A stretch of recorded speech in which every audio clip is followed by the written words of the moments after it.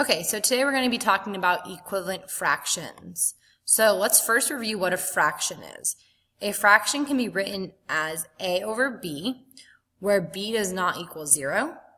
A is called your numerator, that is the top number, and b is called your denominator, that is the bottom number. So it says here that b cannot equal 0. And the reason for this is a over b is a division problem. It says a divided by b. And you cannot take a whole number and divide it into 0 or divide it into 0 groups. It would not work, which we'll explain that and go over that in class in more detail. So let's look at this problem right here. It says, what fraction are red? Notice I have the number 5/10 here. 5 represents the part, or the part that is red. So 5 of the circles were red. And then 10 represents the whole amount. So I had 10 circles. Now I said, what fraction are white? So again, you need to know how many total circles you had, which was 10. And then you'd count how many are white. And there are also 5 white circles. So you can write that as a fraction 5 over 10. The next thing we want to go over is what are equivalent fractions. So we reviewed fractions. Now we're going to get into more detail with equivalent fractions. So equivalent fractions are fractions that represent the same part-to-whole relationship. So let's go over an example because I think this will make it more clear. So right here I have 2 wholes. So right here I have 1 hole and then I have another hole. And shaded in on each of them is 1/3. So right now I have 1/3 of the bar is shaded in. Let's say it's a chocolate bar. And then down here I have 1/3 of my chocolate bar shaded in. Now let's say that this person wanted to eat their chocolate in 3 bites. So they broke theirs into 3. But this person decided they wanted to savor it. They could take their bar and they could break it again. So if I broke this, let's say, into each of these thirds into thirds again, I can write a new fraction. So now, how many pieces are shaded in? I have 3 pieces shaded in, and a total of 1, 2, 3, 4, 5, 6, 7, 8, 9 pieces that make up my whole. So notice that I never changed how much green there was here. The green stayed the exact same way. I just broke my 1/3 into smaller pieces. So 1/3 and 3/9 are equivalent fractions. They're both the same amount. They are just written in different forms. So now we're going to go over how to do this without modeling. So here it says write 2 fractions equivalent to 6/9. And the way you can do this is by multiplying or dividing the numerator and denominator by the same non-zero number. So let's look at 6 over 9. If I multiplied 6 over 9 by the same non-zero number, let's say 2, I'm going to multiply my numerator by 2 and my denominator by 2. Now this fraction right here, 2 over 2, says 2 divided by 2. 2 divided by 2 equals 1. So what I am doing is I am multiplying my fraction by 1. When you multiply a number by 1, the value does not change. So for example, 5 times 1 equals 5. 6 times 1 equals 6. 100 times 1 equals 100. So for my fraction, I'm technically multiplying by 1. 2 over 2 equals 1. It's just in a different form. So 6/9, the quantity isn't going to change, just the form is.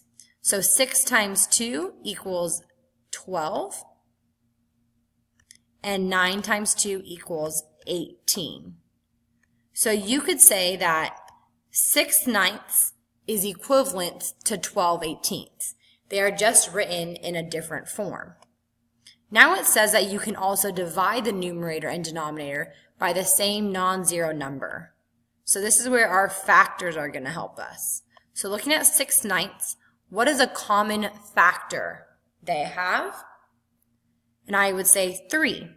So I'm going to divide by 3 over 3. Now when you look at this, 3 over 3 is also equal to 1. 3 divided by 3 equals 1. So 6/9 divided by 3 over 3, I'm not changing the number at all. I'm just changing the form it's written in.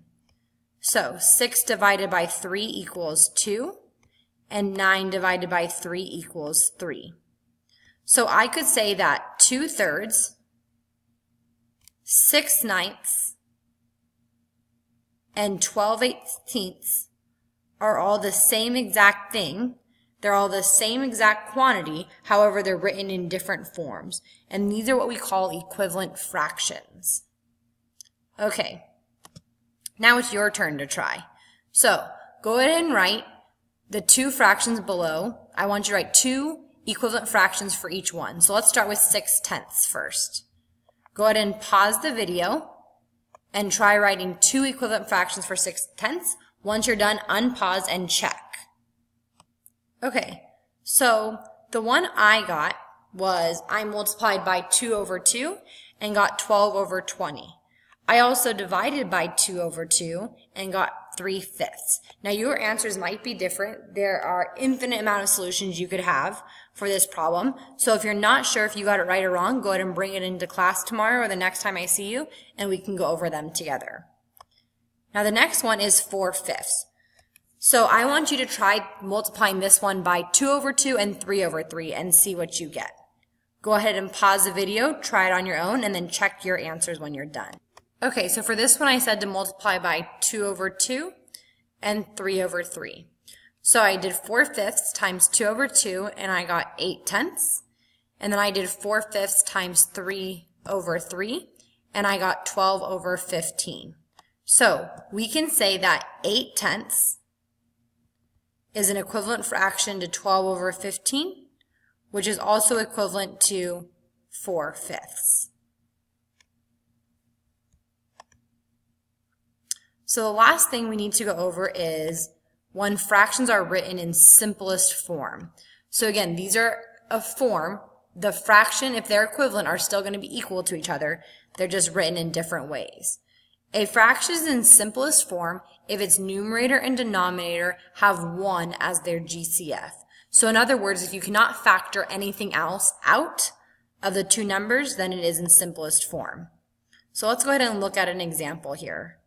The first one says, write 12 over 14 in simplest form.